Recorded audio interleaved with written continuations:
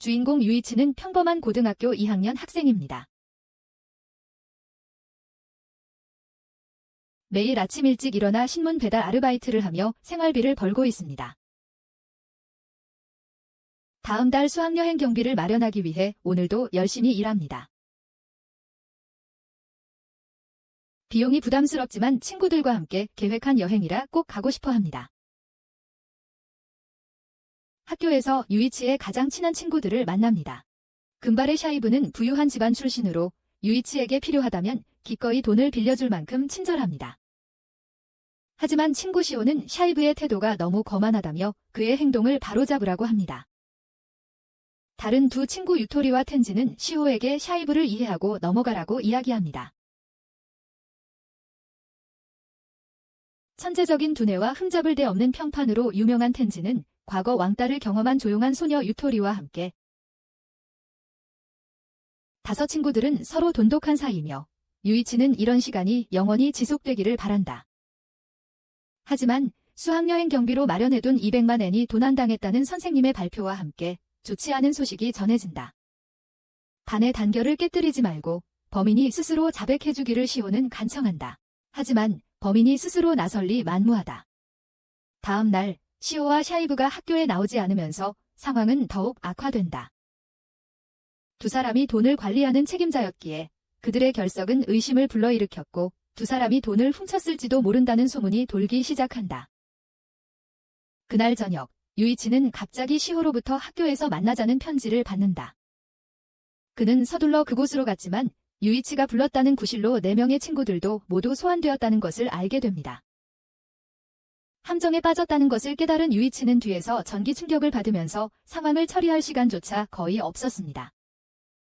의식을 잃으면서 그는 친구들이 납치당하는 것을 봅니다. 의식을 잃은 동안 유이치는 선생님과 어머니에게서 배운 것을 떠올립니다. 선생님은 항상 돈이 인생에서 가장 중요한 것이라고 강조했지만 어머니는 친구가 진정으로 중요한 것이라고 믿었습니다. 유이치가 의식을 되찾자 자신과 친구들이 흰 방에 갇혀 있는 것을 발견합니다. 갑자기 인형이 방으로 들어옵니다. 유토리는 그것을 옛 애니메이션 시리즈의 등장인물인 마나부로 알아봅니다. 마나부는 그들이 이제 게임 참가자가 되었다고 설명합니다. 성공하면 라운드당 200만 엔, 게임 전체를 완료하면 총 2천만 엔을 얻게 됩니다. 마나부의 말에 따르면 그 돈은 빚을 갚기 위한 것입니다. 유이치는 마나부의 주장을 헛소리라고 일축하지만 인형은 유이치의 친구 중 한 명이 2천만 엔의 빚을 졌다고 밝힙니다. 텐지는 협상을 시도하며 마나부를 납치 혐의로 고발하고 증거가 없다고 비난합니다. 하지만 마나부는 그들 중 누군가가 이 게임에 참가하기 위해 200만 엔의 보증금을 지불했다고 밝히며 그들 중 한 명이 수학여행 돈을 훔친 장본인이자 현재 상황의 책임자임을 암시합니다. 마나부는 그들에게 선택지를 줍니다. 참가를 거부할 수도 있지만 200만 엔의 보증금은 날리고 빚진 사람은 혼자서 전액을 갚아야 합니다. 만약 그들이 게임을 한다면 부채는 그들 사이에 고르게 분배될 것이다. 이기면 부채가 전혀 없어지지만 지면 그들은 모든 부담을 떠안게 될 것이다.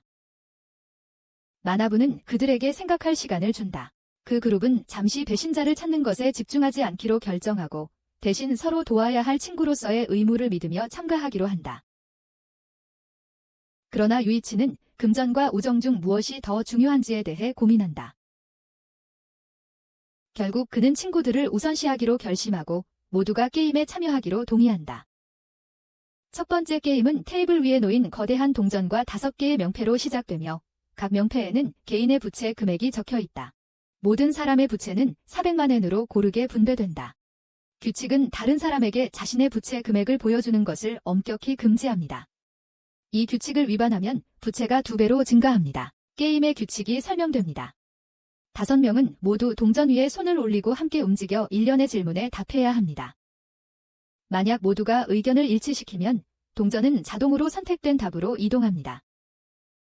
하지만 한 명이라도 반대하면 동전은 반대답으로 이동합니다. 이 게임은 그들의 단합을 시험하며 다수의 의견보다 소수의 의견을 우선시합니다. 또한 질문이 읽히지 않는 한 그들은 말을 할 수 없습니다. 이 규칙을 어기면 부채가 2배로 증가합니다. 마지막 규칙은 게임이 끝날 때 가장 낮은 순위를 기록한 사람이 전체 빚을 지게 될 것이라고 경고한다. 그룹은 승리의 열쇠는 함께 협력하고 단합을 유지하는 것이라고 다시 한번 상기시킨다. 시부가 첫 번째 질문을 읽기로 했고, 질문은 후지산은 일본에서 가장 높은 산인가? 였다. 모두가 정답은 네라는 것을 알았지만 어쩐 일인지 동전이 잘못된 답으로 움직여서 그룹은 빚을 줄일 기회를 놓쳤다. 시호가 말을 하려 했지만 다른 사람들이 그녀가 규칙을 어길까 봐 만류했다. 두 번째 질문도 쉬운 문제였지만 또다시 동전은 잘못된 답에 놓였다. 이로써 그들 중에 배신자가 있다는 것이 확실해졌다. 유이치는 시부를 의심하기 시작했다. 며칠 전 시부가 시호에게 구애하다가 맞은 일이 있었고 유이치는 시부가 복수를 하려는 것일 수 있다고 생각했다. 시부는 그룹의 도움을 받아 시호와 화해하려 했지만 모두 그를 무시했다. 하지만 시호는 더 이상 시부에게 화가 나지 않았다. 유이치가 그의 편을 들어주었기 때문이다. 게임으로 돌아가 세 번째 질문이 읽혔고 다시 한번 그 단순함에도 불구하고 누군가가 답을 방해했다. 네 번째 질문에서는 유이치가 질문을 읽을 차례였다. 그런데 놀랍게도 실제 질문이 없었다. 플레이어들은 자신의 질문을 만들어야 했다. 그런데 그 아래에 지침이 적혀 있었다. 동전이 뒤에 떨어지면 그룹이 승리한다고. 만약 아니오를 선택하면 독자의 빚이 절반으로 줄어듭니다. 유이치는 처음 세 질문이 쉬웠던 이유와 누군가가 의도적으로 아니오를 선택하여 자신의 빚을 줄이고 가장 많은 빚을 진 사람에게 부담을 떠넘겼다는 것을 깨달았습니다. 처음에 유이치는 이기적으로 아니오를 선택하여 자신의 빚을 줄이는 것을 고려했습니다. 하지만 그는 마지막으로 선택할 유토리를 보고 그녀가 얼마나 약하고 취약한지 깨달았습니다.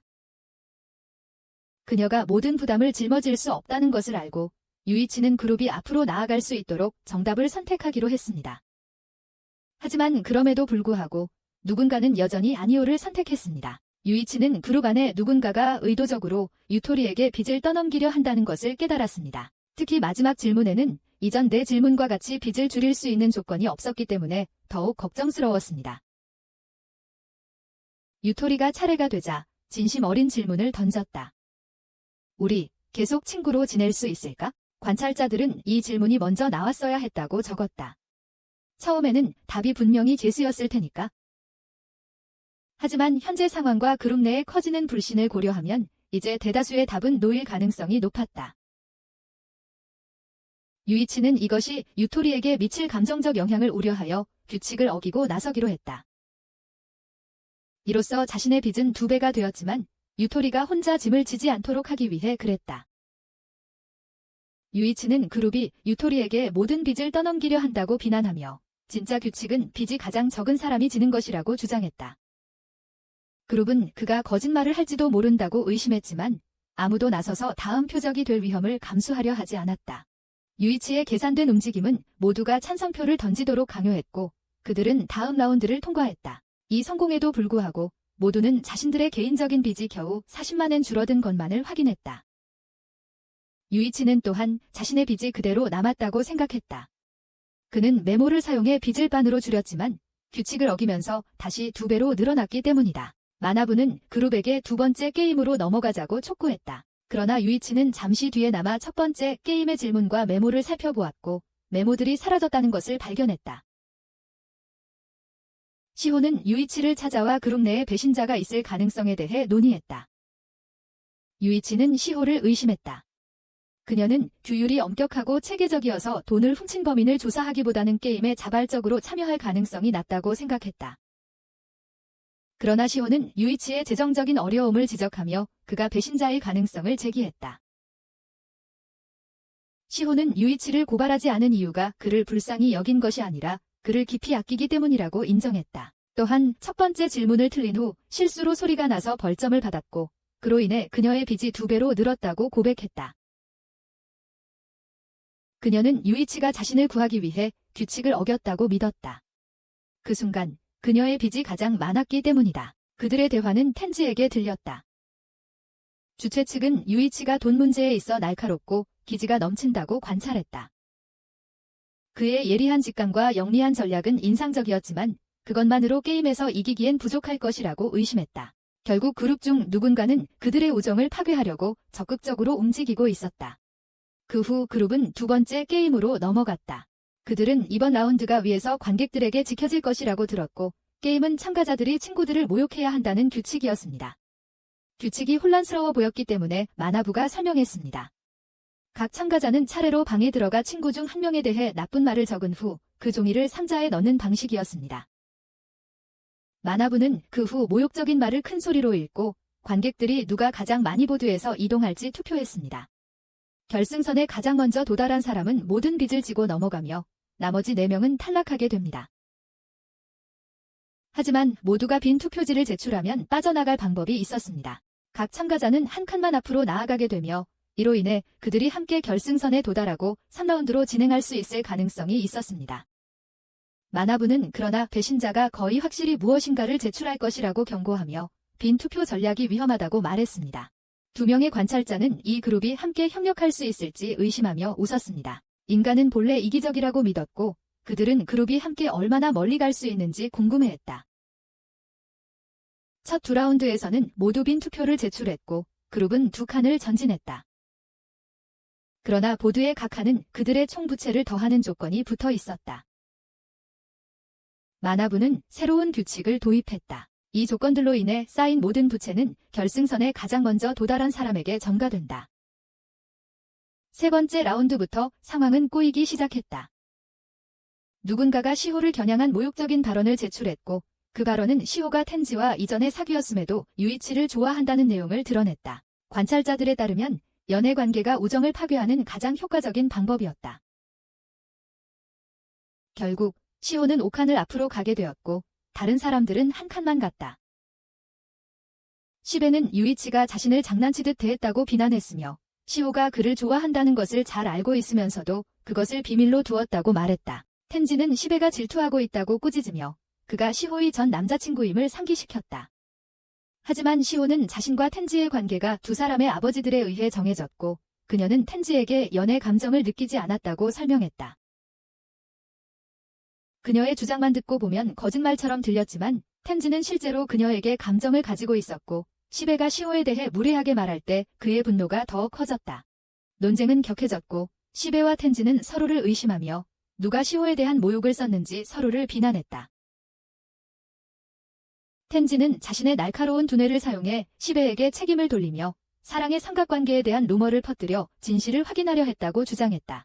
텐지는 자신이 그것을 썼을 리가 없다고 주장했다. 만약 그랬다면 자신도 용의자가 되기 때문이었다. 상황이 폭력으로 번지기 전에 유이치는 개입하여 그녀가 진심으로 시호를 걱정한다면 시호의 감정에 집중하라고 조언했다.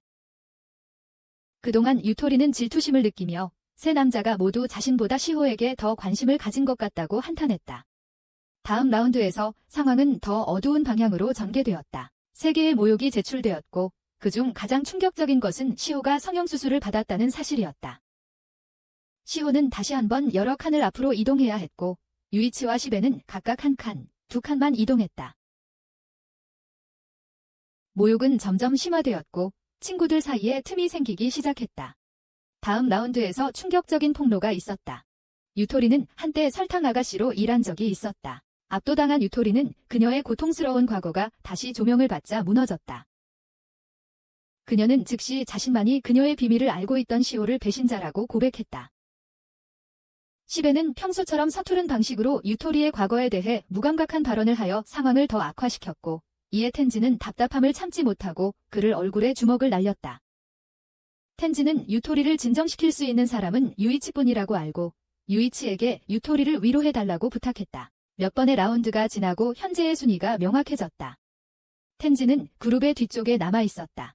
만화부는 모두에게 규칙을 상기시켰지만 이제 더 이상 빚이 주요 관심사가 아니라 비밀의 폭로가 그룹의 분열 지점이 되었음이 분명했다. 유토리는 자신의 이야기를 나누었다. 그녀는 과거에 심한 괴롭힘을 당했습니다. 선생님들과 친구들은 그녀를 외면하며 도와주기를 거부했습니다. 그녀는 괴롭힘을 당하지 않기 위해 괴롭히는 아이들에게 돈을 주어야 했습니다. 돈이 절실했던 그녀는 부유한 나이 많은 남자의 스폰서가 되기로 결심했습니다. 처음에는 저녁 식사와 외출이 전부였습니다. 하지만 그 남자가 코스프레를 하고 사진을 찍어달라고 요청하면서 상황은 더 어두워졌습니다. 그 남자가 신체적 접촉을 시도하자 그녀는 자신이 선을 넘지 않았다고 생각하며 도망쳤습니다. 인터넷에서는 그녀의 말을 믿지 않았지만 그녀는 유이치에게 간절히 인정받고 싶어 했습니다. 그녀는 자신을 믿어달라고 그에게 간청했다. 그가 자신이 남은 유일한 사람이라고 느꼈기 때문이다. 유이치가 지금 그녀를 버린다면 그녀는 정말 혼자가 될 것이다. 상사들은 사람은 모두 같다고 믿었다. 그들은 자신들이 순수하기만 하다면 자신들보다 더 더럽다고 여겨지는 사람들을 꾸짖을 권리가 있다고 생각했다. 이 경우 모두 유토리가 더럽고 그녀가 책임이 있다고 믿을 것이다. 하지만 유이치는 여전히 그녀의 과거를 받아들이려 했고 그의 친구들을 결코 버리지 않을 것이다. 그는 유토리에게 무언가를 속삭이며 그를 믿으라고 부탁했다. 상사들은 그가 이렇게 용서할 수 있다면 그의 과거는 유토리의 과거보다 훨씬 더 나빴을 것이라는 것을 깨달았다. 유토리는 시호에게 의심을 품기 시작했고 그녀와 거리를 두고 싶어 했다. 실제로 시호는 유토리의 과거를 알고 있었지만 그건 유토리가 전에 시호를 도와주었고 유토리가 자신의 이야기를 나누었기 때문이었다. 시호는 그 이야기를 많이 듣지 않았고 친구들에게 약속을 어긴 적은 없었다. 감독들은 배신자가 분열을 일으키는데 성공했다고 판단했다. 그 사람은 돈에는 관심이 없고 그룹을 분열시키는 데만 집중했을 가능성이 컸다. 그 사람은 아마 지금 기뻐하고 있을 것이다. 왜냐하면 그들이 반의 여행 자금에서 200만 엔을 훔친 장본인이기 때문이다. 회상 장면에서 우리는 범인이 친구들 중 한 명이라는 사실을 알게 된다. 그들이 시호에게서 돈을 훔칠 때 유토리와 부딪혀서 유토리의 펜에 의해 눈 밑을 베었다. 이 사람은 또한 시호가 뺨에 난 흉터를 숨기기 위해 성형수술을 받았다는 사실을 아는 유일한 사람이다. 그리고 이 사람은 유토리의 비밀을 밝혀낸 장본인이다. 그들은 시호에게 도청 장치가 있는 열쇠고리를 주었기 때문이다. 범인은 눈 밑에 흉터가 있는 텐지입니다. 텐지는 시호를 독차지하기 위해 시호의 인간관계를 파괴했습니다. 시호는 자신이 텐지의 비밀을 폭로한 것이 아니라고 텐지를 믿게 하려 했고, 물론 텐지는 자신이 진범이었기에 시호의 말을 믿었습니다. 공유된 5가지 비밀 중 가장 충격적인 3가지는 텐지 자신이 쓴 것이었습니다. 텐지는 이미 유토리의 시호에 대한 신뢰를 깨뜨렸으므로 이제 상황을 역전시키기만 하면 되었습니다. 그는 나중에 유토리가 자신의 비밀을 폭로하여 시호를 나쁘게 만들고 유이치를 빼앗으려 했을 가능성이 있기 때문에 시호가 유토리가 자신을 배신했다는 것을 의심했을 것이라고 결론지었습니다. 유토리가 시호로부터 유이치를 쉽게 빼앗을 수 없다는 것을 알고 있던 텐지는 유이치가 동정심에 쉽게 흔들리는 좋은 사람이라고 생각했습니다. 마나부는 그들이 게임을 계속하기를 원했기 때문에 유이치는 텐지가 먼저 하도록 했습니다. 텐지는 자신이 이제 바닥에 있다고 깨닫고 아무도 그를 헐뜯지 않으면 의심을 받을 것이라고 생각했다. 그래서 그는 그룹의 신뢰를 유지하기 위해 스스로를 비방하기 시작했다. 하지만 돌아온 텐지는 유이치가 시호를 때린 것을 목격했다. 유이치는 유토리가 자신을 비방해 유이치를 끌어들이려 했다고 믿었기 때문이다. 텐지는 두 소녀가 서로의 신뢰를 깨트린 덕분에 이제 계획이 훨씬 더 쉬워졌다는 것을 깨달았다. 시호는 여자가 원하는 것을 얻기 위해서는 더럽게 싸우는 것을 두려워하지 않는다고 생각했고, 유토리는 그녀를 반박하기 위해 자신의 수술 이야기를 꺼냈다. 시호는 자신의 수술에 대해 설명했고 이로 인해 치베는 시호를 위해 경쟁에 다시 참여하게 되었다. 두 소녀는 더 이상 서로를 믿지 않았고 유이치는 유토리와 함께 있을 수밖에 없었기에 시호는 그를 더 이상 신뢰하지 않게 되었다. 텐지는 모든 것이 제자리를 찾아가는 모습을 보았다. 그는 시호와 유토리의 관계를 끊었을 뿐만 아니라 그들이 유이치를 믿지 않게 만들었다. 그는 이 순간을 이용해 시호에게 접근했고 시호는 유이치를 거절하고 텐지를 선택했다. 마나부는 그들이 게임을 계속하기를 원했고 나머지 4명이 방에 들어왔다. 결과는 2명만이 다른 사람들을 비난했는데 첫 번째는 사소한 것이었고 두 번째는 텐지가 자신의 실제 나이에 대해 거짓말을 한 것이었다. 그는 자신이 그들보다 1살 많다고 주장했지만 사건 때문에 한 학년을 유급해야 했고 따라서 이제 그들과 함께 공부하고 있었다. 이 비밀은 시호만 알고 있었고 이제 그녀가 의심받고 있었다. 하지만 텐지는 시호를 고립시키기 위해 이렇게 했고 그녀 곁에 아무도 없게 만들어 그에게 의존하게 하려 했다.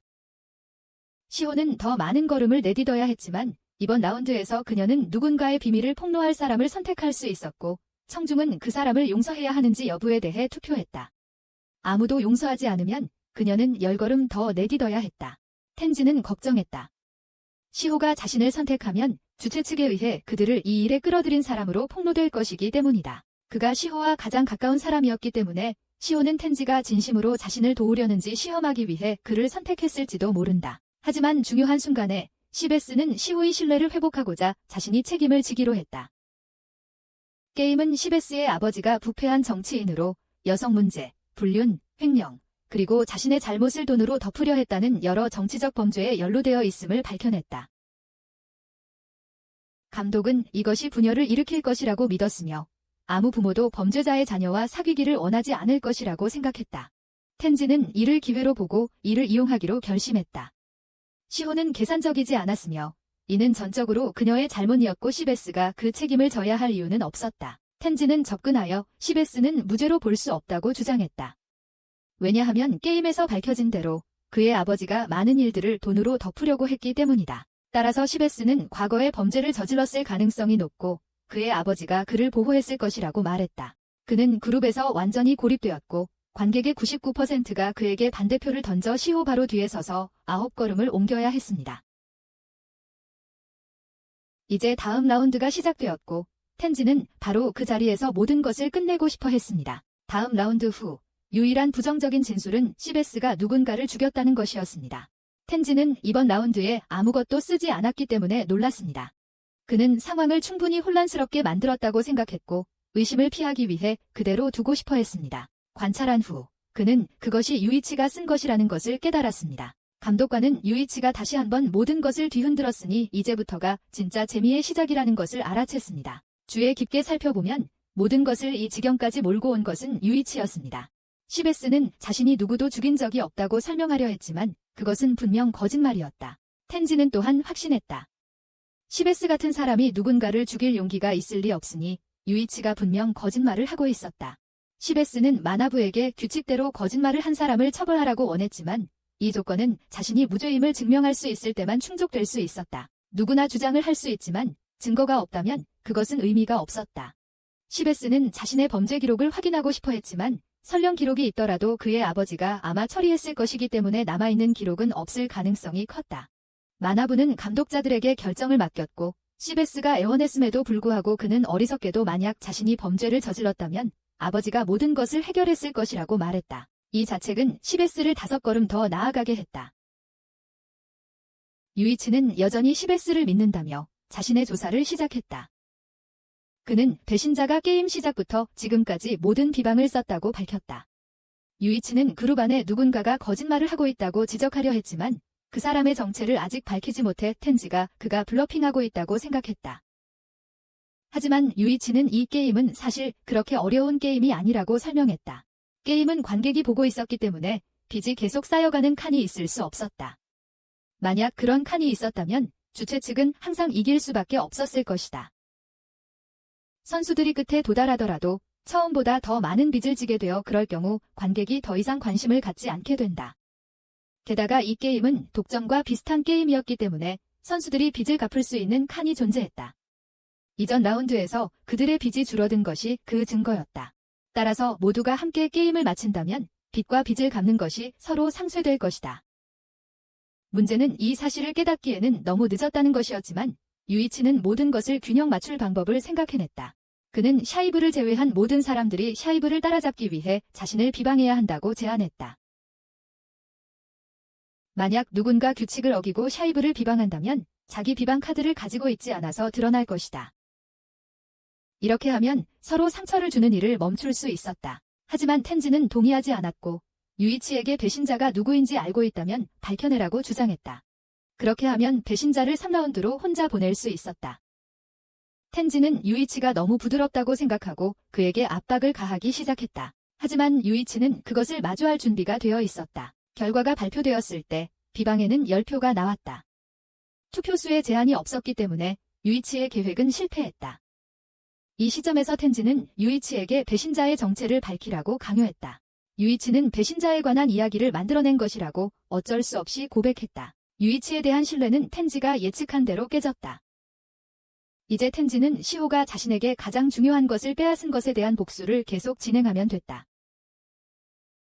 게임은 시호가 마지막 칸에 도달할 때까지 계속됐다. 이 시점에서 그녀가 무엇을 하든 결국 마지막 게임에 한 걸음 더 다가가게 될 것이다. 하지만 게임은 아직 끝나지 않았고 감독은 유이치가 아무도 눈치채지 못한 채 게임을 조작해온 위험한 선수였다는 것을 깨달았다. 유이치는 모두가 함께 배신자를 찾기를 원했다. 규칙에 따르면 거짓말을 한 사람은 처벌을 받게 된다. 그래서 이제 5명 모두 자신이 게임에 등록한 사람이라고 적으면 모두가 처벌을 받게 되고 다음 라운드까지 함께 견뎌야 했다. 배신자는 뒤에 남겨져 집으로 보내지게 된다. 유이치는 텐지가 시호가 가장 믿는 사람이었기 때문에 텐지가 먼저 말하기를 원했다. 텐지는 자신이 드러날 것을 알았기에 유이치의 제안을 따르고 나서 울면서 변명을 하기로 결심했다. 하지만 결과가 발표되자 텐지만 글을 썼고 다른 사람들은 종이를 비워두었다. 그는 원래 계획대로 행동할 생각이었으나 유이치는 그가 먼저 모든 것을 고백하라고 요구했고 변명은 나중에 하라고 했다. 유이치는 이제 매우 무섭고 그들이 알던 사람과는 전혀 달라 보였다. 유이치는 게임 2라운드 이후로 자신이 꾸민 모든 것을 이야기하기 시작했다. 텐지가 다른 사람들을 비방하기 시작했을 때 유이치와 시호는 방 안의 종이를 이용해 비밀리에 협력했다고 설명했다. 3라운드에서 유이치는 투표용지를 공백으로 남겼지만 카메라에는 그가 펜을 들고 2장의 투표용지를 가지고 있는 모습이 찍혔다.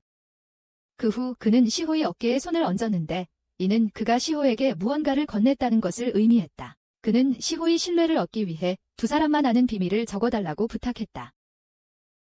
유이치는 배신자를 알아내기 위해 다른 사람들을 배제했다. 유토리의 라운드에서 유이치는 몰래 쪽지를 건네주며 시호가 자신들 편이며 배신자를 끌어내기 위해 다투는 척하라고 말했다. 그래서 다음 라운드에서 시호는 유토리가 유일하게 알고 있는 비밀을 밝히면서 2명을 탈락시키는 데 성공했습니다. 시베는 스스로 진실을 밝히겠다고 자처했기 때문에 쉽게 처리되었고 남은 사람은 텐지뿐이었습니다. 텐지가 미쳐서 모든 것을 망칠 것을 우려한 유이치는 텐지를 게임이 거의 끝날 때까지 기다리게 만드는 허점을 이용한 계획을 사용하기로 결정했습니다. 하지만 유이치는 모든 사람의 이름표를 가지고 있었기 때문에 서로에게 여러 표를 던지는 상황을 막았습니다. 모두 배신자가 아니라는 것을 증명하고 싶어 했기 때문에 즉시 자신의 이름표를 제시할 것입니다. 이름표를 인질로 삼음으로써 모두 유이치의 계획을 따를 수밖에 없었습니다. 감독관은 유이치가 매우 영리해서 종교가 하는 것처럼 사람들의 심리를 조종할 수 있다고 지적했습니다. 텐지는 유이치가 자신을 제외했지만 그를 고발하지 않은 이유를 알고 싶어 했습니다. 유이치가 설명했다. 텐지가 평소와 다르게 행동했다. 평화주의자였던 그가 시베와 언쟁을 벌이며 시베가 다른 사람들을 험담했다고 비난했다. 하지만 아무도 시베와 오랫동안 비밀을 공유하지 않았다. 그는 소문을 퍼뜨리는 사람으로 알려져 있었기 때문이다. 텐지는 유이치가 시베처럼 순진한 사람을 선택해 그를 비난의 대상으로 삼았다는 것을 깨닫고 패배를 인정했다. 이제 시호를 위해 상황을 정리할 방법이 없었기에 유이치는 시호를 대신해 처벌을 받고 3라운드에 참가하기 위해 자신이 거짓말을 했다고 마나부에게 고백하기로 결심했다. 그들은 유이치의 말을 확인한 후 그가 혼자 진행할 수 있도록 허락했다. 유이치는 시베가 사람을 죽였다고 거짓말한 이유가 자신이 실제로 살인범이었기 때문이라고 밝혔다. 그는 3명을 죽였고 감독에게 괴물이라고 불렸다. 유이치는 그들을 뒤에 남겨두고 다음 라운드로 향하기로 결심했다. 마나부와 게임 운영자들을 쓰러뜨릴 계획이었다. 친구들은 그가 살인자가 될 수 있다는 것을 믿지 않았지만 마나부는 그의 말이 사실임을 확인해 주었다. 모두 유이치에 대해 논쟁을 시작했고 그 순간 유이치는 엄마의 가르침, 즉 친구가 돈보다 중요하다는 것을 이해할 수 없었다. 그에게 친구들은 이제 짐처럼 느껴졌고 그는 그들을 보호하기 위해 혼자 3라운드에 참가하기로 결심했다. 하지만 그가 뛰어들려는 순간 텐지는 유이치와 함께 가서 잘못을 바로잡고 싶어하며 앞으로 나섰다. 그는 시호에 대한 감정에 대해서도 거짓말을 했다고 고백했다. 그는 유이치와 단둘이 마주하고 첫 키스를 통해 자신을 증명하기 위해서만 게임에 참가했다. 주최 측은 이를 받아들이고 2사람 모두 다음 라운드로 진출할 수 있도록 허락했다. 그들은 또한 텐지가 이 게임에 2번째로 참가했기 때문에 다른 속셈이 있을 것이라고 언급했다. 몇 년 전 유이치는 어머니에게 세상에서 가장 중요한 것은 친구이지 돈이 아니라는 말을 들었다. 유이치는 어머니의 말에 동의하며 고개를 끄덕였다. 하지만 병원을 떠날 때 유이치는 선생님을 만났고 선생님은 실제로 가장 중요한 것은 돈이라고 말했다. 유이치는 갑자기 깨달음을 얻었고 자신이 텐지와 함께 동굴에 있다는 것을 알았다. 유이치는 그들이 어디에 있는지 물었지만 텐지도 모르고 있었다. 갑자기 마나부의 목소리가 울려 퍼지며 그들에게 주최 측이 세 번째 게임을 준비하는 동안 이 동굴에서 3일 동안 머물러야 한다고 알렸다. 그들은 다음 3일 동안 생존할 수 있는 것은 물밖에 없었다. 텐지는 자신이 유이치와 함께 있어야만 모든 것을 설명할 기회가 있을 것이라고 말하며 그를 따라온 이유를 설명해야 했다. 그 이유에는 그가 유이치를 배신한 이유와 그 외의 모든 세부 사항이 포함되어 있었다. 텐지는 이 우정 게임에 참가한 것이 두 번째라고 고백했습니다. 하지만 계속하기 전에 그는 혹시 있을 도청 장치를 피하기 위해 유이치에게 이름표를 가리라고 신호했습니다. 텐지는 모든 것이 시호 때문에 시작되었다고 말했습니다. 그녀가 텐지 인생에서 가장 소중한 것을 가져갔기 때문입니다. 구체적으로 중학교 때 텐지는 매우 친한 친구 2명이 있었습니다. 셋은 함께 계획을 세웠고 텐지는 18살이 되기 전에 많은 돈을 모았고 그들과 함께 사업을 시작하고 싶다고 말했습니다. 친구들은 텐지가 돈을 나누고 싶어 한다는 것에 놀랐지만 텐지는 셋이 함께 한다면 아무것도 그들을 막을 수 없다고 믿었습니다. 1년 후 시호가 그들의 학교로 전학 왔지만 텐지와 친구들의 사업은 여전히 순조로웠습니다. 어느 날 그의 두 친구가 그에게 시호와 사귀고 있는지 물었다. 텐지는 자신과 시호는 부모님이 주선한 사이일 뿐이며 그냥 친구라고 인정했다. 그 후 셋은 고등학교에 입학했을 때와 같은 자금을 유지하며 돈을 더 엄격하게 관리하기 시작했다. 고등학교에 올라갈 때 셋은 돈을 나누어 투자하기로 했다. 누가 20살이 되기 전에 제일 많은 돈을 벌면 그가 회사의 사장이 되기로 했다. 친구들이 또 다른 조건을 추가하지 않았다면 상황은 달라지지 않았을 것이다. 사장은 시호에게 고백할 권리도 가지게 된다. 텐지는 이것이 그들의 우정을 깨뜨릴 수 있다는 생각이 들었지만 그 일의 파국을 미루고 싶어서 이를 따르기로 했다. 얼마 후 텐지는 친구 2명과 함께 친구 게임에 휘말렸습니다. 친구 중 한 명이 1천만 엔의 빚을 졌기 때문입니다. 세 사람은 게임에서 졌고 텐지는 2천만 엔의 빚을 지게 되어 집으로 돌아왔습니다. 텐지는 그 게임에 대해 말하는 것이 금지되었습니다. 그는 친구 중 한 명을 찾아갔고 그 친구는 시호에게 선물을 사는데 그 돈을 썼다고 밝혔습니다. 하지만 그는 게임 때문에 자신이 제거될까 봐 더 이상 아무 말도 할 수 없었습니다.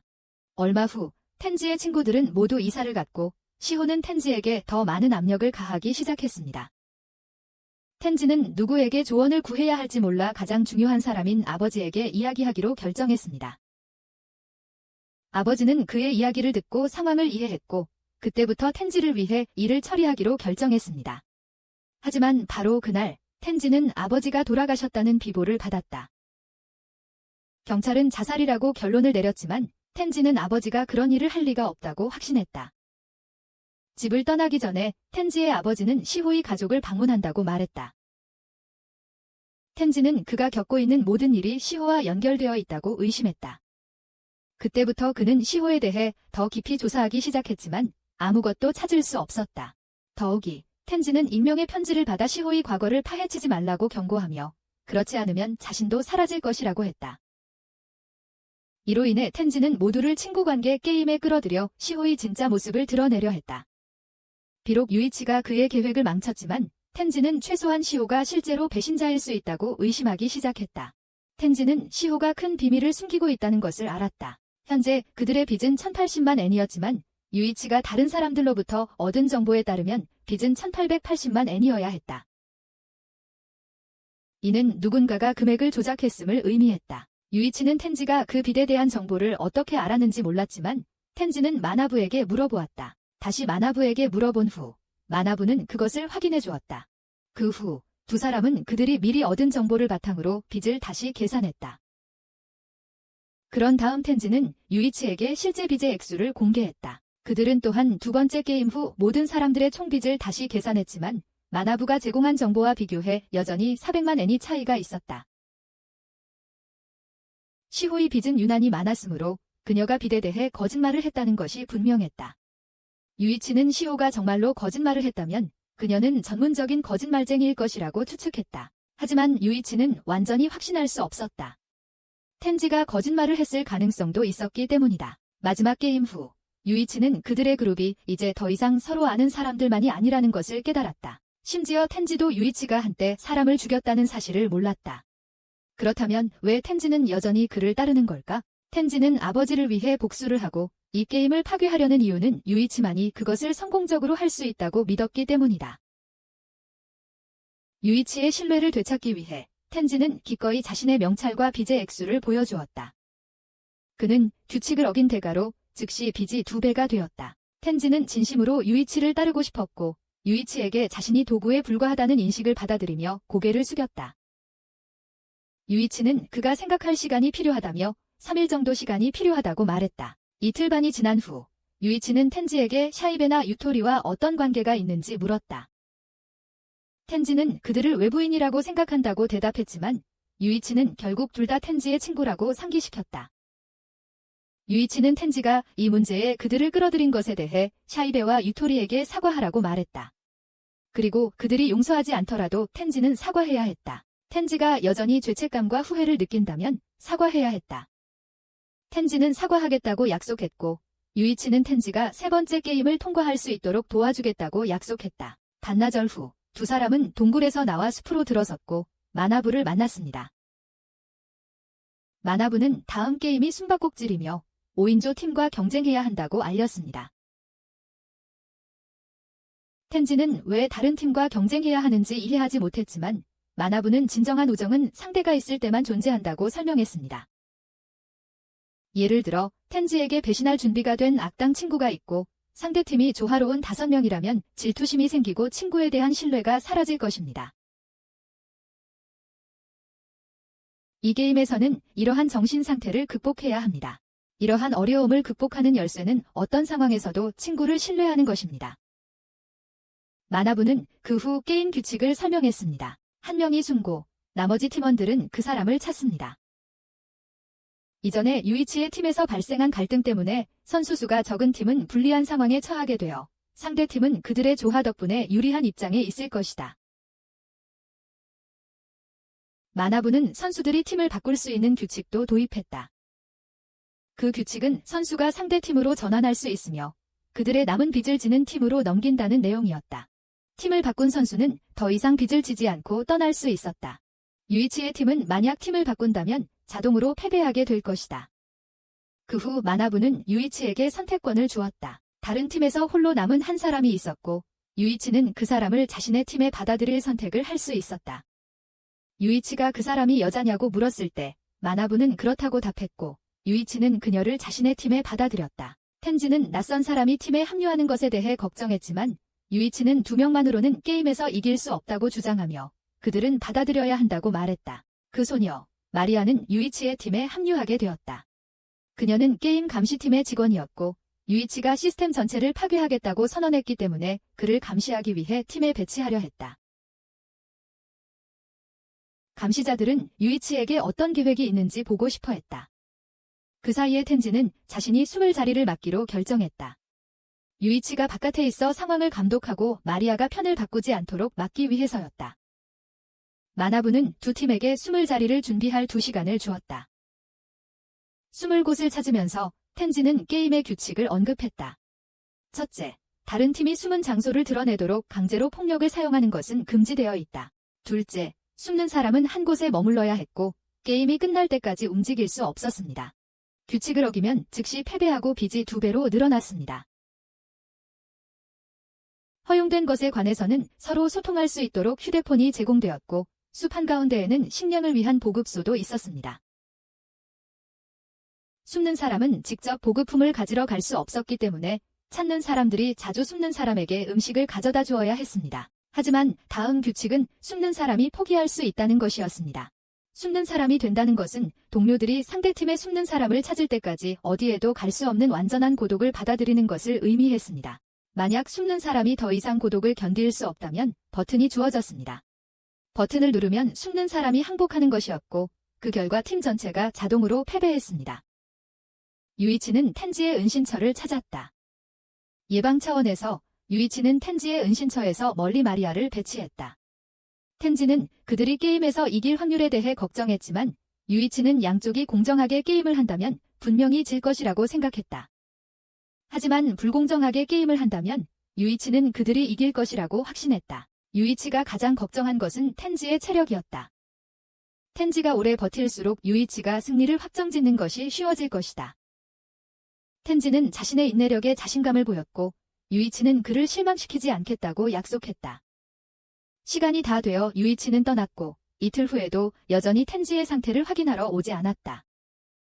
텐지는 게임 시작 후 아무것도 먹지 못했고 이제 탈수 증세를 보이며 공황 상태에 빠져들었다. 그는 유이치를 의심하기 시작했다. 어쩌면 유이치가 자신을 버렸을지도 모른다고 생각했다. 하지만 유이치가 편을 바꿨다면 텐지는 이미 발견되었을 것이다. 그는 유이치가 두 번째 게임에서 일어난 일에 대한 복수로 자신을 고문하고 있을지도 모른다고 의심하기 시작했다. 텐지는 휴대폰으로 유이치에게 전화를 걸었지만 놀랍게도 상대팀 사람이 전화를 받았다. 그들은 텐지에게 유이치가 텐지가 두려워했던 대로 그를 버릴 작정이라고 말했다. 지난 이틀 동안 유이치는 보급소에서 빈둥거리며 먹고 놀면서 텐지를 찾을 생각조차 하지 않았다고 한다. 이러한 주장에도 불구하고 텐지는 여전히 유이치를 어느 정도 신뢰했고 전화를 끊었지만 그의 결심은 흔들렸다. 그는 미쳐가며 유이치가 빨리 와서 무슨 일이 일어났는지 이해해주기를 간절히 바랐다. 이야기는 2일 전으로 되돌아가 게임이 막 시작되었을 때와 상대팀 멤버들이 소개된 장면으로 돌아간다. 먼저 소개된 것은 숨어있는 사람, 그리고 그들의 팀 리더였다. 다음은 내가 폭력배라고 부를 젊은 남자였다. 그 다음은 그들의 그룹에서 유혹의 달인으로 여겨지는 또 다른 팀원, 내가 하트브레이커라고 부를 사람이었다. 그를 뒤따라 등장한 것은 그들의 팀에서 가장 어린 멤버였고 마지막으로 안경을 쓴 젊은 남자, 내가 진지한 사람이라고 부를 사람이었다. 이 4명의 팀원들은 게임에 대한 이해를 바탕으로 계획을 세웠다. 게임에 참가한 인원이 아무리 많아도 넓은 숲속에서 숨어있는 사람을 찾는 것은 거의 불가능할 것이라고 생각했다. 따라서 승리의 열쇠는 탐색자들이 숨어있는 사람에게 음식을 성공적으로 전달하는 데 있다는 결론을 내렸다. 보급소 경계를 위해 팀원들을 배치하기로 했습니다. 팀장은 터프가이와 잔혹한 자에게 보급소 감시를 맡기고 진지한 사람과 막내에게 숨는 사람을 위한 은신처를 찾도록 지시했습니다. 팀워크를 강화하기 위해 모든 팀원들은 단결 의식을 치렀습니다. 심지어 게임을 감독하는 2명의 감독조차 어느 팀이 이길지 내기를 걸었습니다. 별다른 일 없이 사흘이 지났지만 상대팀 감독은 텐지가 곧 버튼을 누를 것이라고 확신했습니다. 5인조 팀이 추론했듯이 게임의 목적은 숨은 사람을 찾는 것이 아니었습니다. 대신 보급소를 지키고 불리한 팀이 숨은 사람에게 음식을 전달하도록 기다렸다가 그들을 미행하는 것이었습니다. 상대팀은 5명으로 구성되었고 모두 같은 스포츠팀에서 함께 뛰었던 선수들이었습니다. 그들의 체력은 유이치와 마리아를 계속해서 감시할 수 있게 해주었다. 그들은 또한 번갈아가며 보급 캠프를 지키고 팀 리더에게 음식을 전달할 수 있었다. 유이치를 충분히 지켜봄으로써 텐지가 결국 버튼을 눌러 게임을 끝낼 것이라고 믿었다. 그날 밤, 두 감독은 텐지가 굶주림으로 환각을 시작했다는 사실을 발견했다. 그는 유이치가 자신에게 음식을 가져오는 환상을 보았다. 한편 유이치는 거의 3일을 보급 캠프에 앉아 아무 일도 없는 듯 음식을 먹고 휴식을 취하며 보냈다. 하지만 감독들은 유이치가 뭔가 계획하고 있다는 것을 알고 있었다. 마리아가 유이치가 자신들이 생각한 것보다 훨씬 더 미치고 무섭다고 보고했기 때문이었다. 그 후 유이치는 갑자기 자신이 상대팀으로 전환하고 싶다고 발표했다. 감독들은 유이치의 성격을 잘 알고 있었고 그는 남녀를 가리지 않고 자신의 계획을 위한 도구로 취급한다는 것을 알고 있었다. 모두가 유이치가 편을 바꾼다면 반대팀을 방해할 계획을 분명히 세울 것이라고 믿었다. 하지만 만약 그가 편을 바꾼다면 텐지는 자동으로 지고 모든 빚을 지게 될 것이다. 승리가 확실해 보였지만 다른 팀은 유이치가 합류하기 전에 반드시 그들의 리더와 상의해야 한다고 생각했다.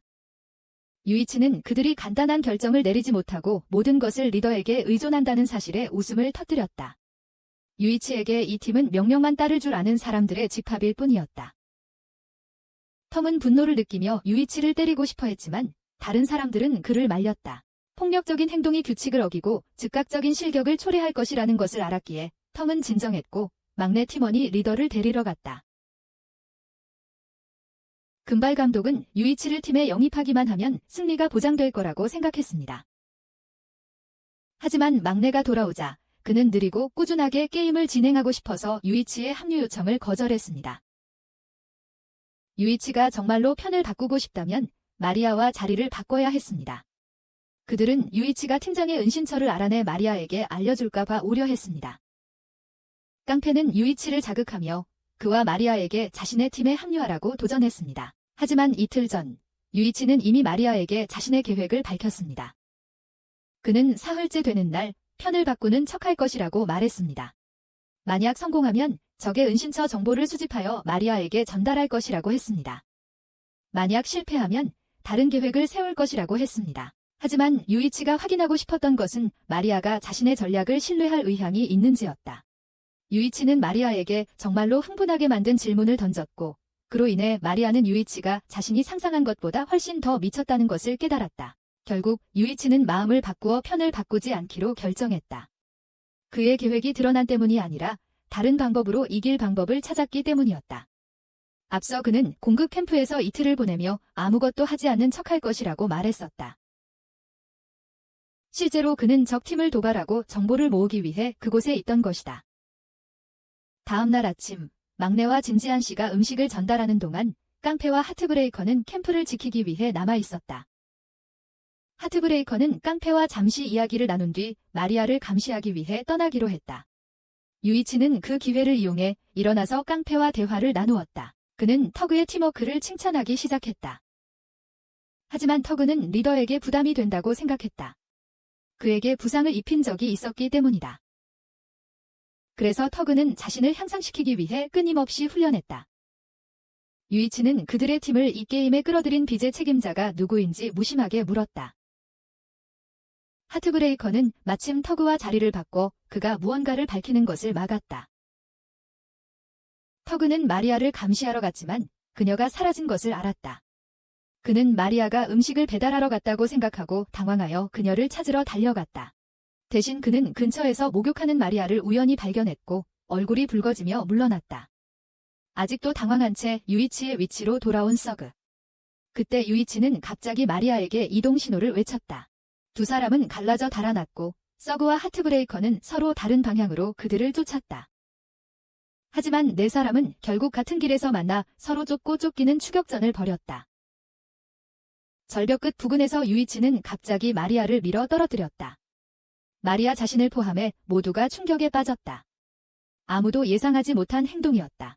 한편 텐지는 정신적, 육체적으로 완전히 무너져 있었다. 그는 버튼을 누르려 했지만 결국 그만두었다. 더 이상 아무도 배신하고 싶지 않다는 것을 깨달은 텐지는 남은 힘을 다해 유이치를 믿기로 했다. 텐지의 희망이 사라져갈 무렵 유이치가 제때 도착했다. 마치 죽음의 문턱에서 건져 올린 듯 텐지를 구했다. 음식을 먹고 힘을 회복한 텐지는 유이치가 왜 이렇게 오래 걸렸는지 물었다. 유이치는 자신이 게임의 성격을 텐지에게 미리 밝히지 않았던 이유는 텐지의 결단력과 신뢰를 시험해보려고 했기 때문이라고 설명했다. 이제 유이치는 텐지를 완전히 신뢰하며 텐지가 버튼을 눌러 모든 것을 위험에 빠뜨리지 않고 자신을 믿어준 것에 기뻐했다. 텐지는 이제 상황이 자신이 생각했던 것보다 훨씬 더 어렵다는 것을 이해했지만 여전히 유이치가 승리에 대해 확신하는지 궁금해했다. 유이치는 텐지에게 음식을 성공적으로 전달한 것이 이미 자신의 계획이 반쯤 완료되었음을 증명한다고 믿었다. 한편 마리아는 적팀의 2명에게 구출되었다. 마리아는 유이치가 자신을 믿기로 사마 적을 유인했다는 사실을 깨달았다. 마리아는 유이치가 두 적 팀원이 전적으로 자신에게 집중하게 만들기 위해 자신을 위험에 빠뜨릴 것이라고는 예상하지 못했다. 만약 싸움꾼이 그녀를 잡으려고 손을 뻗지 않았다면 그녀는 절벽에서 떨어졌을 것입니다. 마리아를 혼자 들 수 없다는 것을 알았기에 싸움꾼은 유이치를 쫓아가지 않고 마리아를 돕기 위해 남았습니다. 마리아를 혼자 옮길 수 없다는 것을 알고 있던 잔혹한 자는 유이치를 뒤쫓지 않았습니다. 계획이 완벽하지는 않았지만 유이치는 적어도 다음 계획을 생각하는 동안 적팀을 지연시키는 데 성공했습니다. 텐지는 유이치의 행동을 무모하다고 생각했지만 유이치는 한 사람이 남으면 다른 한 사람도 남는다는 것을 이미 알고 있었다고 설명했습니다. 유이치는 지난 사흘 동안 단순히 텐지의 체력을 소모한 것이 아니라 적팀의 성격과 관계를 관찰해 왔습니다. 유이치가 가장 동정심 많은 사람으로 지목한 사람은 싸움꾼이었습니다. 거칠고 급한 성격에도 불구하고 싸움꾼은 과거의 죄책감에 시달리는 가장 친절한 멤버였습니다. 그는 또한 여성을 매우 소중히 여겼기 때문에 유이치는 그가 마리아를 구하기 위해 멈출 것이라고 확신했습니다. 유이치는 하트브레이커가 갱스터의 모든 행동에 반응하며 항상 그와 짝을 이루는 것을 눈치챘기에 그가 갱스터와 계속 함께할 것이라고 생각했습니다. 하트브레이커는 여러 분야의 재능이 있었지만 어느 한 분야에도 뛰어나지 못했고 그 결과 다소 인위적인 성격이 되어 갱스터처럼 직선적인 사람의 리드를 자연스럽게 따르게 되었습니다. 음식 배달이 끝나자 유이치는 이제 더 많은 시간을 행동에 쓸 수 있게 되었습니다. 그는 적 팀 내의 우정을 파괴하기로 결심했습니다. 유이치는 이미 불화의 씨앗을 심었고 그 씨앗은 바로 마리아였습니다. 그들이 캠프로 돌아왔을 때 갱스터는 화를 내기 시작하여 하트브레이커에게 소리를 질렀습니다. 그러자 갱스터는 마리아를 보호하기 위해 유이치의 팀으로 옮기기로 결정했습니다. 앞서 마리아를 절벽에서 구한 후 마리아는 여전히 자신의 몰래 훔쳐보았던 갱스터에게 화가 난 상태였기에 하트브레이커에게 감사를 표했습니다. 패닉에 빠진 마르코는 사과했지만 마리아는 미소 지으며 그를 용서하고 자신이 그의 덕분에 생명을 구했다는 것을 인정했다. 다른 두 팀원은 유이치의 행동을 이해하지 못했다. 그러나 마리아는 유이치를 옹호했고 이로 인해 마르코는 의심을 품었다. 그는 마리아가 절뚝거리는 것을 알아차리고 그녀를 업어주기 위해 몸을 구부렸다. 보급 캠프에 돌아가는 길에 마리아는 마르코의 친절함을 칭찬하며 운명에 의해 자신이 유이치의 팀에 배속된 것을 한탄했다. 음식을 전달하러 간 두 팀원이 돌아오자 그들은 일이 어떻게 되었는지 듣고 마르코를 탓하지 않기로 결정했다. 그 대신 그들은 유이치에게 장기적으로 대적하기로 했다. 이 시점에서 유이치가 보급 캠프에 돌아왔고 마리아를 단호하게 불러 그의 옆에 앉게 했다. 그는 상대 팀이 장기전으로 가고 싶다면 함께 하겠다고 선언했다.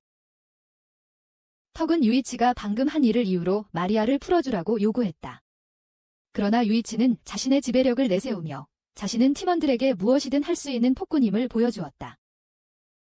분노한 턱은 유이치를 때리고 싶었지만 마리아가 그를 막으며 유이치가 바로 이것을 원한다고 말했다. 유이치는 마리아의 머리를 잡고 폭력적인 척했으며 이에 상대팀은 경기 감독인 마나부에게 항의했다.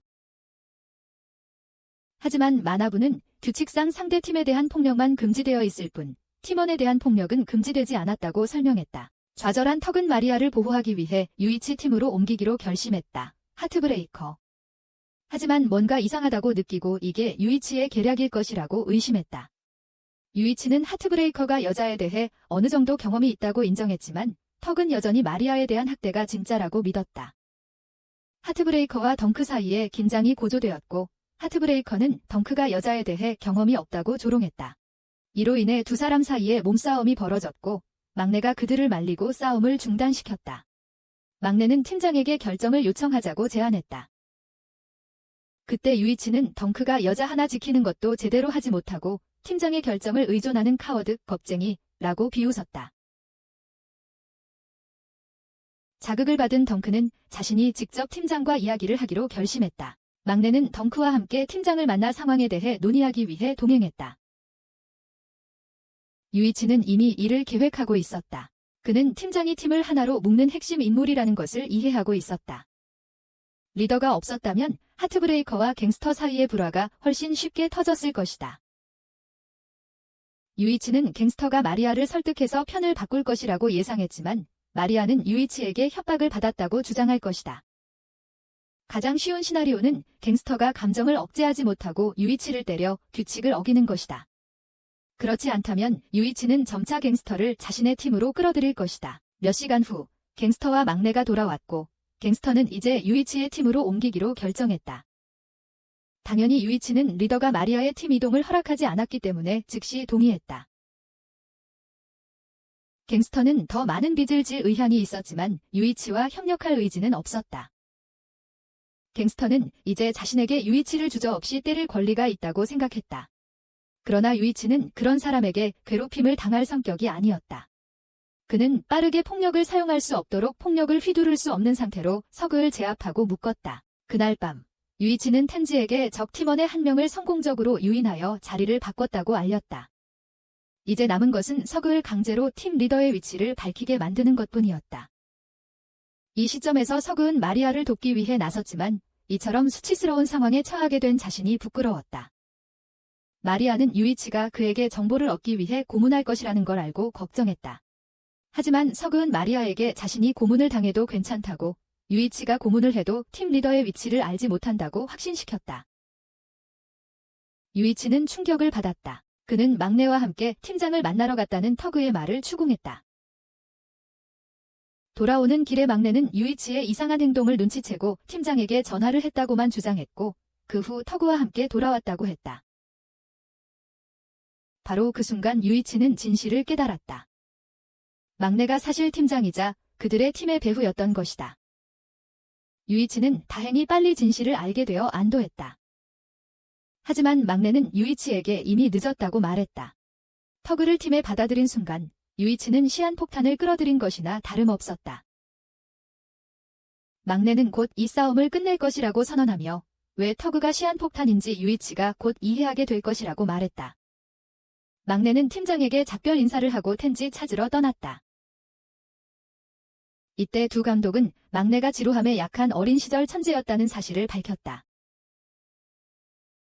그가 이 게임에 참가한 이유는 스릴을 찾기 위해서였다. 그는 팀장의 어두운 비밀을 알아챘기에 그를 조종할 수 있었다. 유이치는 이제 왜 싸움꾼이 폭탄인지 깨달았다. 싸움꾼이 전 팀원들을 공격하면 유이치 팀은 규칙을 위반하여 패배하게 된다. 싸움꾼을 묶어놓은 채로 유이치는 그를 계속 감시해야 했고 적팀의 움직임을 추적할 수 없게 되었다. 하지만 꼼꼼한 남자와 흥분제는 유이치를 찾아 그를 함께 감시하기로 했다. 그룹은 앉아서 아침까지 기다렸다. 마리아는 잠시 자리를 비웠다가 우연히 막내를 만났다. 막내는 마리아가 경영진의 일원이라는 것을 재빨리 알아챘다. 그는 마리아에게 유이치를 배신하도록 설득하려 했다. 그의 추론은 유이치와 텐지는 3일간의 감금 후 지쳐 보였지만 마리아는 의심스러울 정도로 깨끗했고 먼지 하나 없었기 때문이었다. 하지만 마리아는 귀엽고 순수한 소녀의 이미지를 유지해야 했기에 유이치를 배신하는 것을 거절했다. 그러자 막내는 오만한 전략가 유이치가 완전히 무력하고 패배한 모습을 보고 싶냐고 물었다. 마리아는 그렇다고 답했고 감시받지 않는 틈을 타 텐지의 위치를 묻는 척 유이치에게 전화했다. 유이치는 마리아에게 텐지가 어디 있는지 말해주었고 마리아는 바로 막내에게 보고했다. 유이치는 자신이 배신당했다는 사실을 깨닫고 격분했다. 그 후 적팀은 텐지를 찾으러 나섰다.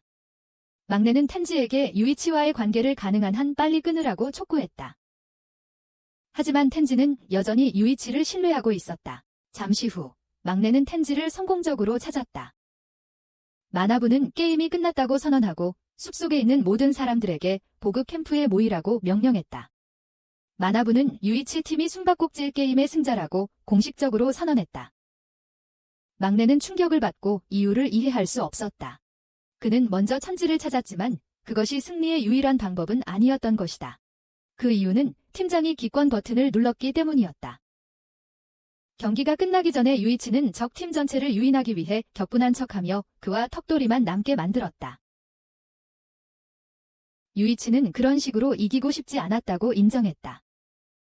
그 후 유이치는 팀장에게 전화를 걸어 기권 버튼을 누르라고 요구했다. 그렇지 않으면 팀장이 따를 때까지 유이치가 턱돌이를 계속 때릴 것이라고 했다. 유이치는 계속해서 턱돌이를 때렸지만 팀장은 턱돌이가 아무 말도 하지 않는 이유를 몰랐다. 유이치는 전화를 갱에게 넘겼고 갱은 리더에게 포기하지 말라고 말했다. 갱은 매우 강하고 어떤 폭행도 견딜 수 있었기 때문에 유이치는 상황을 더 악화시키기로 했다. 유이치는 그들이 한때 같은 농구팀에 있었고 갱이 한 번 실수로 공을 던져서 팀 리더가 다쳤다는 이야기를 들었다. 그래서 유이치는 리더가 버튼을 누를 때까지 갱의 손가락을 하나하나 부수겠다고 위협했다. 그는 10부터 카운트다운을 시작했고 그때 딱 하는 소리가 들렸다. 이전에 부상을 입은 적이 있는 리더는 그 소리를 확실히 헛듣지 않았다. 그는 울기 시작하며 유이치에게 그만하라고 애원했다. 하지만 유이치는 패배 버튼이 눌릴 때까지 손가락을 계속 부수겠다고 고집했다. 유이치는 또한 그룹의 빚을 지게 만든 장본인이자 이 게임에 강제로 참여하게 만든 사람이 리더라는 사실을 알고 있었다고 밝혔습니다. 리더는 팀에게 사과하며 가족이 사업 실패로 빚을 지게 되어 학교를 중퇴할 수밖에 없었다고 설명했습니다. 그러나 그는 여전히 팀과 함께 마지막 대회에 참가하고 싶었고, 막내는 그를 설득하여 이 게임에 참여하고 팀의 리더 역할을 맡게 했습니다. 비록 그들이 졌지만 팀 리더는 여전히 유이치를 처벌하고 싶어 했습니다. 그것은 덕을 복수하기 위해서였습니다. 하지만 덕은 그를 막았고 사실 그의 손가락은 전혀 부러지지 않았다고 밝혔습니다. 유이치는 리더를 속이기 위해 자신의 손가락을 스스로 부러뜨린 것이었습니다. 패배를 받아들이지 못한 막내는 팀 리더와 덕을 비난하기 시작했습니다. 그러나 깔끔한 성격의 남자는 막내를 붙잡고 엉덩이를 때리며 처벌했습니다. 맏형으로서 그는 막내만을 제어할 수 있는 유일한 사람이었다. 올곧은 성격의 그 남자는 팀장이 승리를 위해 깡패를 위험에 빠뜨리려 한다면 팀은 더 이상 그를 존경하지 않을 것이라고 말했다. 그룹은 그 후 계속해서 나아갔고 팀장은 만약 지면 빚을 책임지겠다고 약속했다. 더 이상 그들과 농구를 할 수 없더라도 그는 만족했다. 왜냐하면 이 게임이 이미 그가 간절히 원했던 최종 경기를 대신했기 때문이다. 나중에 유이치는 마리아가 줄곧 경영진과 함께 있었다는 것을 알고 있었다고 밝혔다. 그래서 그는 주저없이 그녀를 절벽에서 밀었다. 그는 그녀의 안전에 대해 걱정하지 않았다. 마리아의 배신 후 그의 극적인 행동은 상대 팀의 경계심을 풀어서 떠나게 하기 위한 것이었다. 그 후 유이치는 텐지에게 일으켜졌다. 텐지는 유이치가 비열한 방법을 사용했지만 그럼에도 불구하고 상대팀 사이의 우정을 깨뜨리지는 않았다고 인정했다. 하지만 텐지는 팀장이 버튼을 좀 더 늦게 눌렀다면 유이치가 실제로 탁의 손가락을 부러뜨렸을지도 모른다고 언급했다. 그 후 마나부는 유이치와 텐지를 해고하며 그들이 네 번째 게임을 준비하는 동안 떠나라고 지시했다. 두 사람은 게임에 관한 어떤 세부 사항도 말해서는 안 된다고 했다. 그렇지 않으면 심각한 결과를 초래할 것이다. 떠난 후 유이치와 텐지는 시호를 찾기로 결심했다. 하지만 학교에 도착했을 때 그들은 유토리를 만났다. 유토리는 그들이 돌아온 것을 기뻐했지만 시호가 도망쳤다는 사실도 알려주었다. 유이치는 시호가 자신들의 부채에 관한 거짓말이 들킨 것을 알고 도망쳤다고 의심했다. 그때 유토리가 더 자세히 설명했다. 그룹이 두 번째 게임에서 돌아온 다음 날 시호, 유토리, 시베는 평소처럼 학교에 갔다. 하지만 반 친구들이 시호가 캠핑 여행 자금을 훔친 의심을 하고 시호에게 대면했다. 다른 반들은 모두 돈을 은행 계좌에 보관했지만 시호는 현금을 자신이 보관하겠다고 주장했다. 시베는 사실 텐지가 돈을 훔친 사람이라고 밝히고 싶었지만 그렇게 하면 게임의 정보를 공개하는 규칙을 어기게 된다. 그래서 시베는 침묵을 지켰다. 모두가 시베를 시호의 공범으로 믿고 있었기에 시베는 반 친구들에게 돈을 갚겠다고 제안했다. 이틀 후 시베의 아버지는 두 번째 게임에서 폭로된 그의 스캔들 관련 정보가 누설되면서 체포되었습니다. 유이치는 시베가 아버지에게 게임에 대해 고백하고 200만 엔을 요구했고 그 결과 아버지가 체포되었을 것이라고 의심했습니다. 다음 날 시베는 돈을 갚을 수 없다는 사실에 대해 모두에게 사과했고 그 때문에 괴롭힘을 당했습니다. 시호는 시베를 보호하려 했지만 결국 두 사람 모두 학교를 그만두게 되었습니다. 갑자기 한 반 친구가 유이치와 텐지에게 달려와 시베에게 무슨 일이 생겼다고 말했습니다. 시베의 집에서 그의 아버지는 살해당했고 시베는 피투성이가 된 채 발견되어 경찰에 체포되었습니다. 시베는 유이치와 텐지를 보자 자신이 아무것도 하지 않았다고 필사적으로 설명하려 했습니다. 텐지는 시베를 변호하려 했지만 유이치는 그가 실수로 게임에 대한 정보를 누설할 수도 있다고 경고하며 그를 막았습니다. 텐지는 나중에 시호의 아버지가 시베를 데리고 가는 것을 보고 그 남자가 게임에 연루되어 있다는 의심을 확신하게 되었다. 하지만 유이치는 그가 아무 말도 하지 못하게 막았고 시호의 아버지는 두 사람에게 간섭하지 말라고 충고했다. 유이치는 전혀 흔들리지 않고 자신에게 중요한 사람이 없으니 모든 위협을 자신에게 돌리라고 선언했다. 그때 유토리가 두 사람에게 다가와 말을 걸었지만 유이치는 그녀가 자신에 대해 진실을 알게 된 후 자신을 괴물처럼 대했다며 강하게 비난했다. 그는 그녀가 이제 와서 신경 쓰는 척하는 것에 대해 게임 초반부터 스스로 결정을 내릴 수 없고 그룹에 부담만 줬다고 비판했다. 그날 밤 유이치가 집에 돌아가면서 그는 자신의 거친 말이 유토리를 상황에서 멀리 보내기 위한 것이었음을 되돌아봤다. 그녀의 안전을 위해서였다. 그는 그녀가 다치기를 원하지 않았다. 그러나 그때 갑자기 낯선 번호로부터 전화가 걸려왔다. 전화자는 자신이 유토리를 납치했으며 유이치에게 그들의 게임에 참여하라고 요구했다고 밝혔다. 유이치가 나타나면 그는 잔인하게 고문을 당할 것이고 거부하면 유토리가 대신 고문을 당하지만 그 정도는 덜 할 것이라고 했다. 전화자는 또한 유이치에게 아무도 데려오지 말라고 경고했으며 그렇지 않으면 유토리가 그 대가를 치를 것이라고 했다. 유이치는 냉담하게 유토리에게 손대지 말라고 경고했다. 그렇지 않으면 모두 죽여버리겠다고 말했다. 그는 이후 지정된 만남 장소로 혼자 갔다. 거기에서 그는 유토리를 억제하고 있는 폭력배들 무리와 자신을 쿠로키라고 소개한 마나부 마스크를 쓴 남자를 발견했다. 유이치는 그들에게 먼저 유토리를 풀어줄 것을 요구했지만 쿠로키는 자신이 상황을 장악하고 있음을 보여주었다. 쿠로키는 유이치의 비밀을 폭로하겠다고 위협했고 그것은 유이치가 유토리를 구하는 것을 다시 생각하게 만들었다. 마지못해 유이치는 쿠로키의 규칙에 동의했다. 쿠로키는 게임의 규칙을 설명했다. 유이치는 3번의 신체적 고통을 견뎌야 했다.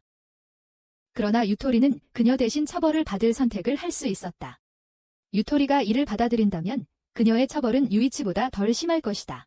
하지만 유이치가 반대하거나 말을 하면 두 사람 모두 처벌을 받게 된다. 즉, 유토리가 선택해야 하는 사람이었다. 1라운드에서는 큰 폭력배에게 주먹을 맞게 될 거야. 유토리가 받아들이면 유토리는 한 대, 유이치는 3대를 맞게 돼. 유토리가 거절하면 유이치가 자동으로 처벌을 받게 돼. 망설이던 유토리는 선택하기 어려워했지만 유이치는 자신이 대신 받겠다는 신호를 보냈어. 쿠로키는 유이치에게 움직이지 말라고 명령했지만 관대하게 나서서 그가 혼자 3대를 모두 맞도록 했어. 유이치는 아까 팀장에게 맞았던 것에 비하면 아무것도 아니라고 생각하며 눈 하나 깜짝하지 않고 주먹을 견뎌냈어. 유토리는 2라운드의 처벌을 자신이 받겠다고 약속했어. 쿠로키는 즉시 그녀의 손을 잡고 테이블 위로 밀어붙이며 손톱을 뽑히는 고통을 견뎌야 할 거라고 선언했어. 그녀는 당황하며 고통을 느끼기 시작하면서 피가 흘렀다. 이를 본 유이치는 그녀의 자리를 대신하겠다고 빠르게 자원했다. 쿠로키는 웃으며 처벌을 3개의 손톱으로 늘렸다. 유이치는 그에게 서둘러 하라고 재촉했고 쿠로키는 주저없이 그의 손톱 3개를 잔인하게 뜯어냈다. 상처를 입은 유이치는 왜 그들이 이렇게 병든 왜곡된 남자인 쿠로키를 이끌게 놔두는지 궁금해했다. 쿠로키는 자만에 차서 자신이 가장 똑똑하고 가장 용감하며 절대로 친구를 배신하지 않을 사람이라고 선언했다. 최종 라운드에서 쿠로키는 2가지 선택을 제시했다. 유토리는 옷을 입지 않은 채로 뛰어야 하거나 유이치는 손에 칼로 3번 찔려야 한다. 그들은 결정을 내릴 시간이 1분밖에 없었다. 유토리는 겁이 났지만 유이치가 선택하는 대로 따르겠다고 말했다. 유이치는 주저없이 자신이 처벌을 받겠다고 선택했고 그로 인해 유토리는 더욱 죄책감을 느꼈다. 쿠로키는 유이치의 손을 3번 찔렀고 두 사람은 마침내 떠날 수 있었다. 하지만 유이치는 끝난 것이 아니라고 선언하며 계속 게임을 하고 싶다고 말했다. 그는 유토리에게 죄책감을 느낄 필요 없다고 안심시켰다. 그녀는 피해자였기 때문이다. 그 일당은 그저 그를 공격하기 위해 그녀를 노린 것이었다. 유토리는 유이치의 과거에도 불구하고 더 이상 두려워하지 않았고 그의 곁에 있어 그의 손에 붕대를 감아주었다. 유이치는 그녀에게 지금 떠나지 않으면 무서운 것을 목격하게 될지도 모른다고 경고했다. 그럼에도 유토리는 그의 곁에 남기로 했다. 그러자 유이치는 쿠로키에게 게임을 제안했다. 그는 쿠로키가 게임에 응하면 1000만엔을 주겠다고 제안하며 쿠로키가 자신의 과거를 안다면 자신이 1000만엔보다 훨씬 많은 돈을 가지고 있다는 것을 알 거라고 덧붙였다. 흥미를 느낀 쿠로키는 승낙했다. 게임은 간단했다. 가위바위보. 쿠로키가 이기면 유이치는 그에게 1000만엔을 지불하기로 했다. 쿠로키가 지면 그가 선택한 것에 해당하는 손가락을 희생해야 했다. 가위는 2 손가락을, 보자는 손 전체를, 바위는 아무것도 잃지 않게 된다. 유이치의 다친 손으로는 바위나 보자기만 낼 수 있어 쿠로키에게 큰 유리한 상황이었다. 쿠로키에게 이 게임은 믿을 수 없을 정도로 유리한 거래처럼 보였다. 쿠로키가 게임에 응하면 유이치는 그의 부하들에게 보상으로 추가 금액을 주겠다고 약속했다. 갱단원들은 환호하며 쿠로키에게 참여하라고 재촉했다. 물을 수 없고 겁쟁이처럼 보일 수 없었던 쿠로키는 보자를 내면 이기거나 비길 수 있을 것이라고 생각했다. 확인하기 위해 그는 유이치에게 무승부일 경우 어떻게 되는지 물었다. 유이치는 아무 일도 일어나지 않을 것이라고 차분히 대답했다. 하지만 쿠로키가 가위를 선택하면 확률이 50대 50이고 두 손가락을 잃는 위험을 감수하고 싶지 않다고 말했다. 유이치는 쿠로키가 종이를 낼 계획이라는 걸 눈치채고 자신은 종이를 낼 일은 없다고 말하며 쿠로키에게 시작하라고 재촉했다. 첫 번째 라운드에서 두 사람은 모두 바위를 냈다. 두 번째 라운드에서 유이치는 전략을 바꿔 가위를 선택했고 부상을 입지 않은 다른 손을 이용해 그 움직임을 취했다. 쿠로키는 예상치 못한 상황에 당황하며 졌다. 화가 난 그는 반박하려 했지만 유이치는 자신이 종이를 내지 않겠다고 약속했을 뿐 한 손만 쓸 것이라고는 말하지 않았다고 지적했다. 좌절한 쿠로키는 내기를 취소하려 했고 부하들에게 유이치를 공격하라고 명령했다. 하지만 바로 그때 텐지가 진짜 경기 주최 측과 함께 도착했습니다. 주최 측은 쿠로키와 그의 패거리가 자신들을 사칭한 것을 즉시 체포했습니다. 유이치 팀의 감독은 쿠로키를 처벌하기 위해 데려가는 것을 고집했습니다. 하지만 유이치는 그들이 데려가기 전에 쿠로키의 손가락 5개를 잘라내는 것을 요청했습니다. 쿠로키가 거부하자 감독은 쿠로키의 손을 강제로 눌러 유이치가 행동할 수 있도록 했습니다. 쿠로키는 공포에 질려 비명을 지르기 시작했고 유이치는 그에게 선택지를 제시했습니다. 그는 자신의 부하 중 한 명을 대신 처벌받도록 선택할 수 있었습니다. 그 부하는 손가락 하나만 잃게 될 것입니다. 쿠로키는 한 명의 부하가 나서기를 간청하며 소리쳤다. 하지만 아무도 자원하지 않았다. 압도된 유이치는 결국 출혈로 쓰러졌다. 이를 본 감독은 쿠로키에게 그를 데려가라고 명령하며 유이치가 처음부터 그를 능가했다고 말했다. 그녀는 유이치가 부상당한 손으로 일부러 가위를 선택해 쿠로키를 속였다고 언급했다. 유이치는 쿠로키를 방해하며 그가 무승부를 피하는 데 집중하게 만들어 결국 그를 능가했다. 그뿐만 아니라 이 한 게임을 통해 유이치는 쿠로키와 그의 부하들 간의 신뢰를 무너뜨렸다. 그 후 유이치는 치료를 받기 위해 급히 이송되었다. 한편 마리아는 다음 게임에서 선택권이 주어진다고 텐지에게 알렸다. 샤이베를 구할지 아니면 5억엔의 추가 부채를 떠안을지 선택해야 한다고. 이 부채는 샤이베의 아버지가 돌아가신 후 그가 재정적으로 파탄에 이른 후 생긴 것이었다. 유이치가 의식을 회복하자 그는 샤이베를 구하고 이 게임의 실체를 폭로하겠다고 선언했다. 돈은 자신에게 중요하지 않다고 말하며 그 후 그는 응급치료를 받으러 갔고 텐지와 유토리는 샤이베를 구하기 위해 전력을 다하기로 결심했다. 그리고 이야기의 일부가 끝났다.